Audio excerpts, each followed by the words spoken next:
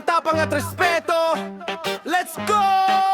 Sa Kabuyao, ramdam ang bigat ng eksena. Cockpit, arena, tunay na coliseum na. Dito nagtatagpo ang lakas at disiplina. Sa pamumuno ni Tito De Los Santos, siguradong panalo ang sistema. Red Manager Marvin Bonilla, ayos ang galaw. Kasama si Rick Vigde na alerto araw-araw. Organisado, malinaw, walang palya sa laban. Kabuyao, Coliseum, respeto ang sandigan. Kabuyao, Cockpit, Coliseum, saan ka pa?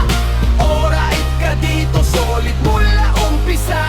Sigawan ng tao, init ng damdamin. Pagkabuyao ang usapan, ibang klase ang gatain. Let's go!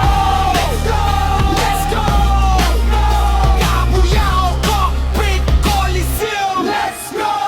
Andyan si Mark Bismonte, handa sa tungkulin. Si George Morales, alerto sa bawat eksenang darating. RS Ray at Paolo, mga bouncer matitindi. Kaayusan ng prioridad, walang gulo dito para me. Dito malinaw ang batas, malinaw ang